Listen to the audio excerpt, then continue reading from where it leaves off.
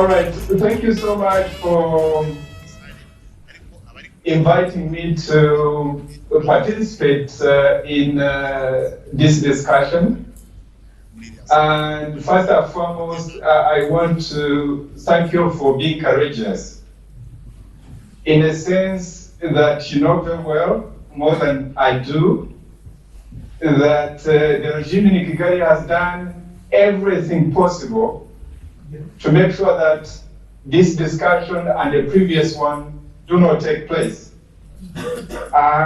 You know that. And they have spent lots of resources, and as usual, they have used all sources of intimidation and blackmail. They have used Rwandans and foreigners to speak out against this discussion. And they have done everything possible to call you and me and everyone who is in this discussion to call us all sorts of names, as usual, genocidal, revisionists, and so on and so forth. So I think it is proper to say thank you to the organizers of this conference for taking a stand and making sure that it happened, because we should not be intimidated by those who are taking away the rights of Rwandan people. So I want to thank you first and foremost. I also want to make sure that I tell you that I do not have any prepared text for my participation. It's a short time to tell the story of Rwanda or whatever we have on our mind, because Rwanda's story is very complex. And we always come to the Rwandan story with a lot of passion, because unlike many other stories that I know of, it is an ongoing story. I only wish it was history and we're saying, oh, there was a time in Rwandan history when these things happened and have come to pass. So the story that we're involved in, the discussion today that we're involved in, is an ongoing history. It is in the present, it was in the past, and we can only say that it's probably something that we are going to have as an implication of what is happening today that will go into the future. So this is an ongoing story, so I wanted to take the short time I've been given to reflect on three things. The first thing that I want to say is related to the kind of burdens, the kind of challenges that we have related to the subject that is under discussion. The second thing that I want to talk about is how that is related to perpetual conflict, perpetual endless conflict in Rwanda that is very deadly and violent conflict in our country, in our society. And number three, I also want to end by posing the question, why should we care? Or often the question that is asked, so what? So what do we do with all these kind of facts of history that are before us? For those who probably have heard me say this many times, I also think that my life, in a way, exemplifies the complicated and dangerous history of Rwanda. Because for somebody of my age, I'm soon coming close to 60 years of age, soon I will be, and I reflect on the fact that ever since I was born, I have put on so many hats and lived in so many countries that I would actually describe myself as a nomad, like the people who keep cattle or keep sheep or keep goats. And in our region, they keep shifting from one region to another in search of grass and water. And so my father was killed during the HUTU revolution of 1959, during that period of time. And as a baby, my mother and my siblings were forced to live in countries like Burundi, in Tanzania, in Uganda, and briefly in Kenya, and lately, as an adult, I live as a refugee in the United States of America. And it's only for a brief period of less than 6 years that I've ever lived in my country, Rwanda. And sometimes I say, for a country that it's not the country that has rejected me, it's the political systems that have either rejected me or I have simply refused to live under. But if you have lived in a country only 6 years of your lifetime, 60 years almost, why should you care for that kind of country? So it's that turbulence, therefore, jumping from being a refugee, and then fast forward, I was part of the revolution in 1990, the invasion of RPA, and now I'm in exile. That shows you that a country has some problems, which is the first case that I want to mention, that we seem to be in a perpetual conflict.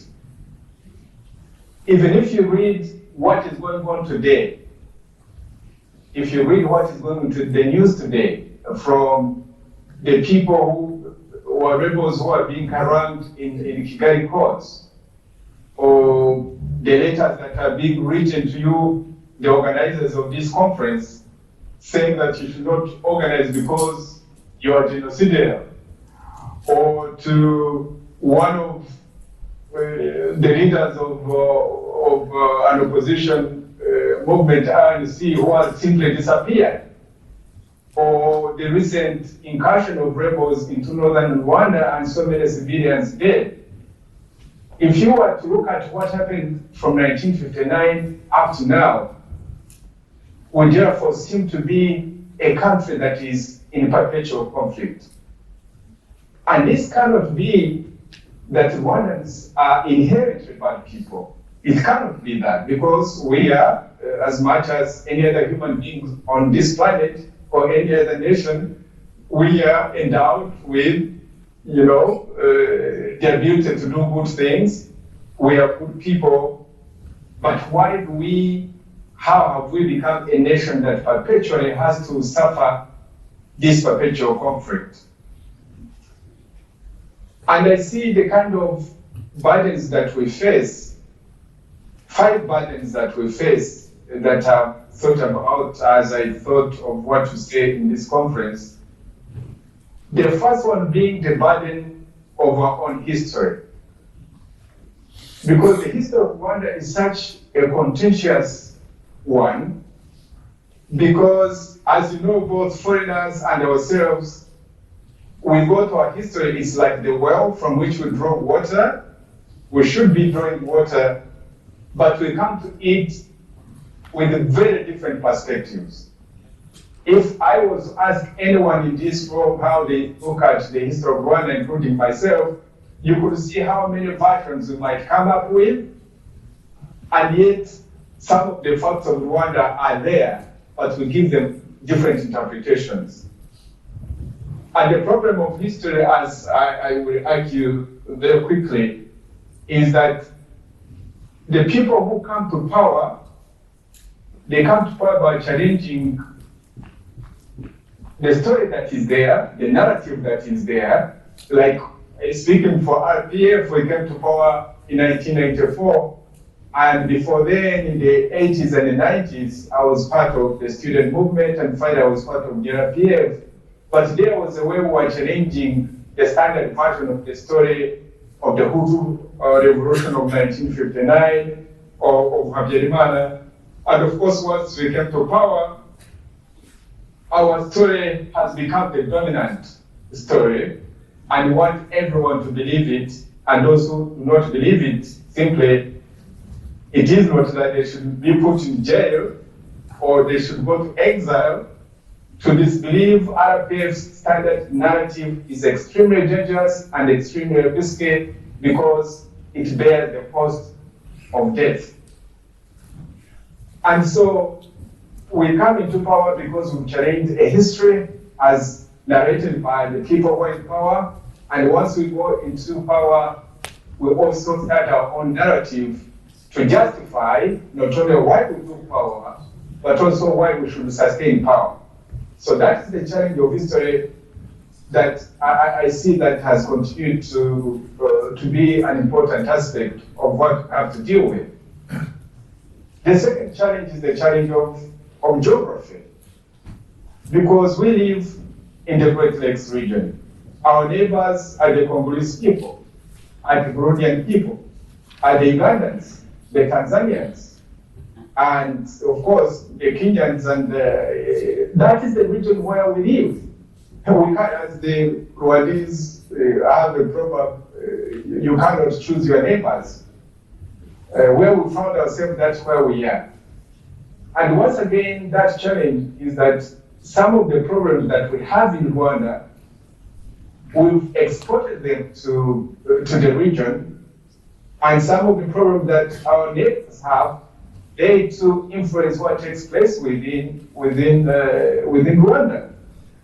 And so, if you are in a region like that one, you can follow good examples, but you can also follow bad examples of others. I need not elaborate that because we don't have enough time, but you can see since 1990 how the involvement of Uganda in Rwanda, the involvement of Rwanda in DRC, or how we've been involved in Burundi, or how Burundi's perceptions of Burundians towards their own governments have affected how we look at ourselves in Rwanda, and the other way around.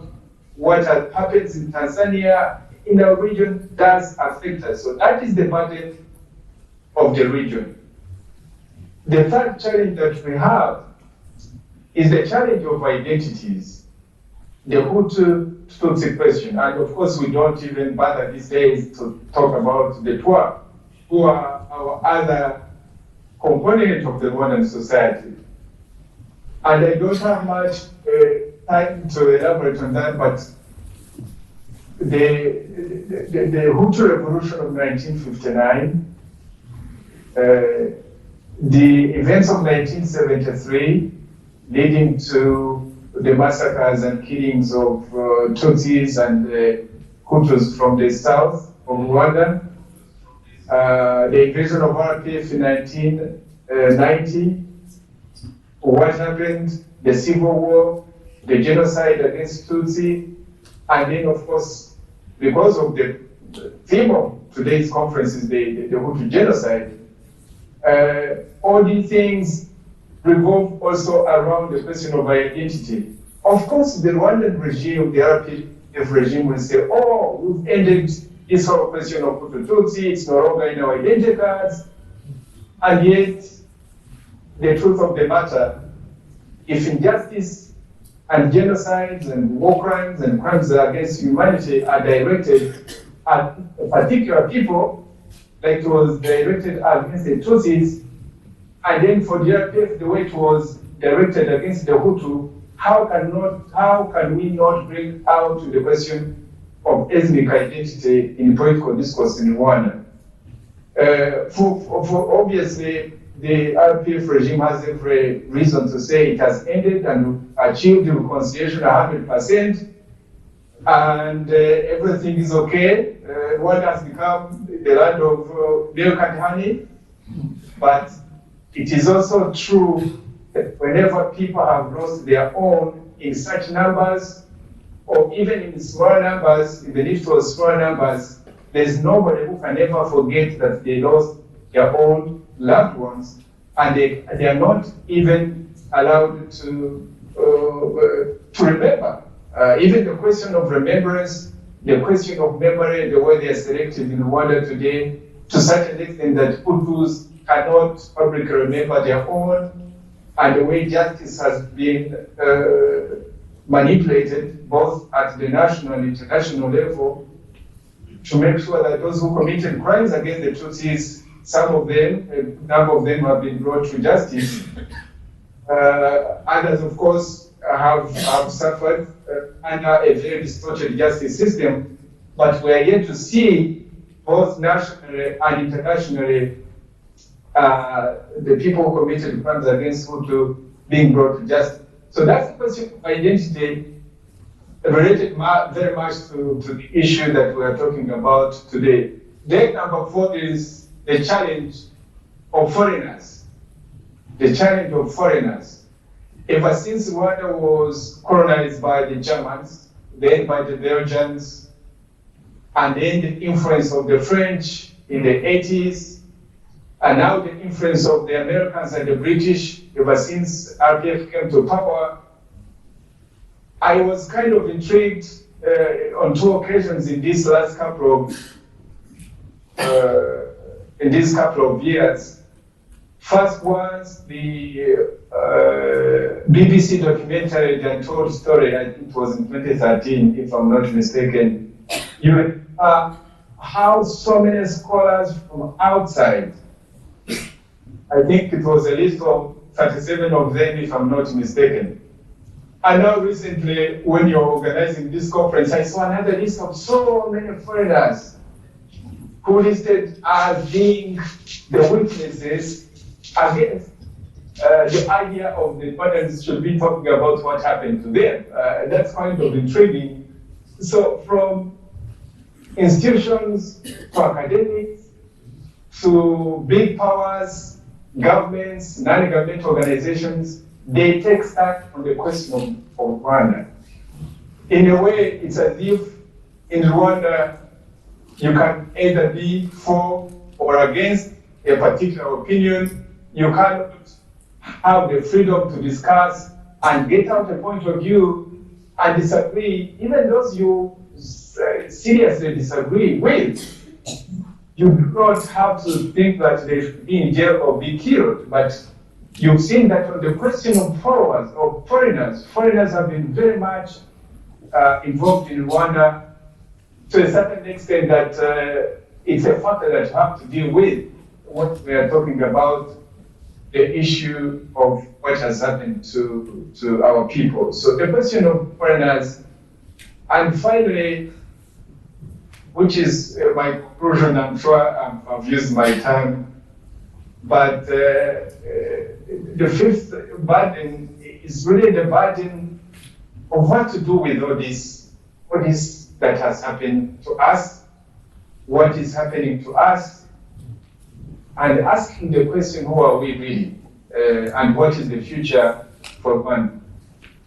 In a way, although academics must be interested, everyone must in society of Rwanda has to be interested in our story, foreigners and Rwandans, but this is not an academic subject. Because if you remember, in 1994, as the genocide against Tutsi was unfolding, foreigners packed their bags and went home. They were later to pick the story and some of them become the advocates of the RPF regime. But the fact of the matter is that they abandoned Rwanda at their hour of need. And you've seen since 1994, going through cycle and cycle of reports, from Robert Garsoni, from the reports on Kibeho, from the reports of other reports, many reports that have been made in Congo, including the mapping report of 2010, you can see that there is no appetite, or even including the question of who is responsible for shooting down the plane in which President Imana, the president of Burundi, and other members were killed. You can see in all that there is no appetite for calling to account the regime in power in Rwanda. And yet, for us, especially since today it's about the crimes against Hutus, including possibly crime of genocide, war crimes and crimes against humanity, this is an ongoing thing that is yet to be accounted for. A couple of days ago, a very good friend of mine, because she knows the kind of work I do, she posed a question at first that made me very angry, but I've been reflecting on it. I think she posed a very good question. She said, how can I, so talking about me, how can I have faith in people who kill babies? At first I thought that is, though true, I thought that that's probably coming from people, especially in the, I thought, I have heard it many, many times. I had it in Chicago when I used to be the leader of RNC when we went for demonstration. And I remember one of the people in the delegation of Kagame in Chicago asked me, he said, Theo, short for Theogene, he said, can you see the people you are with? How can you trust them? You know, look at the people you're with, how can you trust them? And so when this friend of mine asked me, how can you trust people who kill babies? I quickly thought she was actually saying that how can I trust Hutu or Hutus, or how can I work with Hutus since Hutu is responsible for killing babies? Of course, the truth of the matter is that amongst the Hutu, some of whom have had to account for their crimes, and there are still many others, I'm sure, at large, are responsible for the kind of people who are old enough, or even babies witness that, how the Hutu regime, which is another thing that at some point we must address, calling people Hutu regime or Tutsi regime, because that tends to paint a brush of crimes against an entire people. There are Hutus amongst the Hutu community who are responsible for these crimes. And there are Tutsis amongst the Tutsi regime of RPA who are responsible for this crime. And they for them.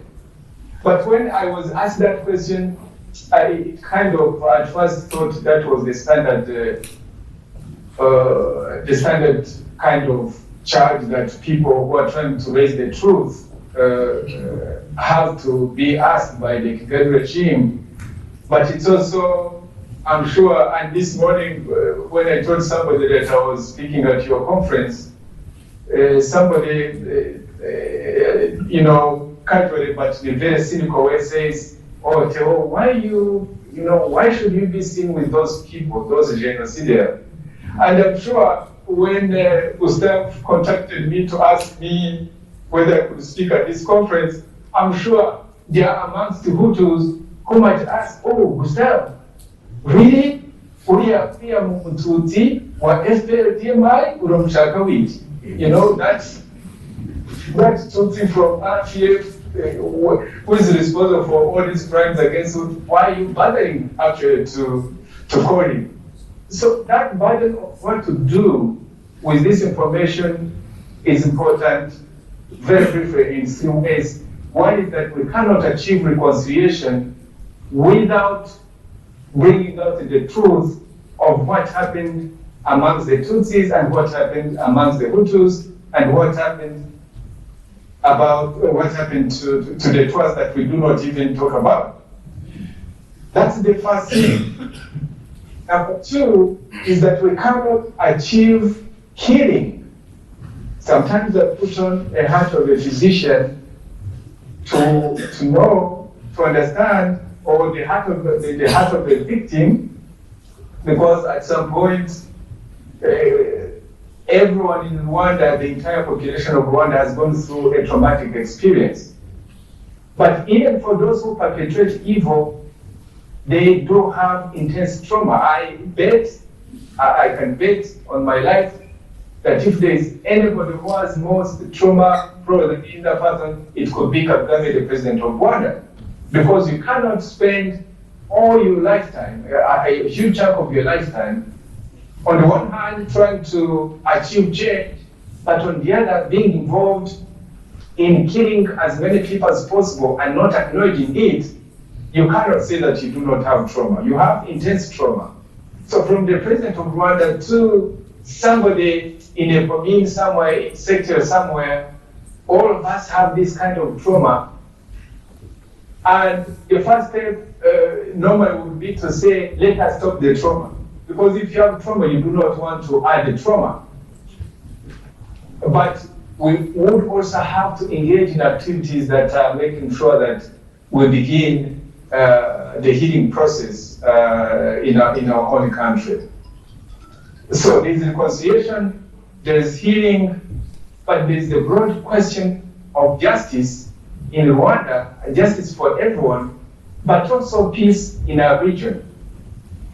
In a region where increasingly we inflict a lot of damage to other people, especially the RPA regime has inflicted a lot of damage to the region. If you look at what is happening today in Uganda, you look at what's happening in Congo, you see what's happening in Burundi, it even goes as far as South Africa, in Tanzania, in Kenya, in Mozambique, in Belgium, where you live, everywhere, you can see that it's not only us Rwandans who need justice in order to be instruments of peace in our country, but also in our region. So these things that your discussions are very, very important. I'm so sorry that I've taken a lot of your time. These are very important stories to talk about because they are ongoing stories, but we do need to talk about truth and reconciliation and healing and justice and peace, because without the truth, it will be very difficult to achieve those objectives. And I come from an organization, Rwanda Truth Commission, that, as you know, is very committed to this. And no intimidation from Kigali will ever stop us from getting out the truth, nor should it intimidate us here in the conference from sharing our experiences, because it's through these collective experiences that we shall be able to shape the future of the world. Thank you so much.